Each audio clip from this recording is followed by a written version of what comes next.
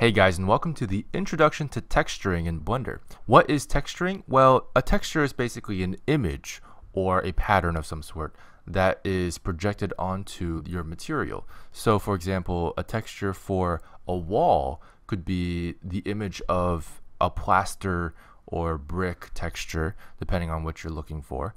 And that texture will be projected onto your material, which is then projected onto your mesh, and then can be used in a lot of different ways to generate a more interesting and detailed material for your object. So most of the time, texturing is going to be done through images, photographs, or painted textures.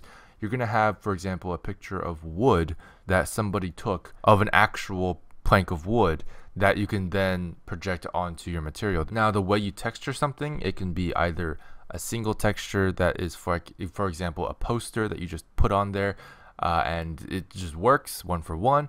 You might need to repeat the texture over the course of the entire material, which means it would have to be seamless and tileable, which means it can be tiled.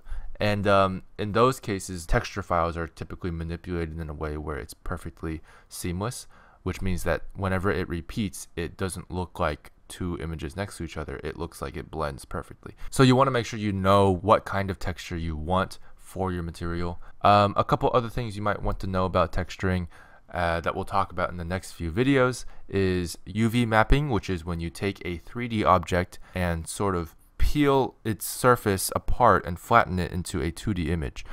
Once you get that 2D representation of your 3D object, then you can map your textures onto every face and polygon of your 3D mesh. There's a few examples here on the screen, but UV unwrapping and UV mapping are going to be in the next video. And we'll also talk about generated textures, which is different from image textures. Generated textures are specifically textures that were not photographs originally, but rather generated via an algorithm of some sort. Noise textures are a good example. Typically, you'll just have a bunch of noise in the texture, and it's totally seamless, totally generated. Then you'll have other generated materials like stripes, for example, that Blender can essentially create for you. So generated textures are very, very helpful and are technically more flexible than image textures, because image textures are just what you see is what you get. So yeah, that's it for the introduction to texturing. We'll go more in detail in the next few videos. So I'll see you guys there.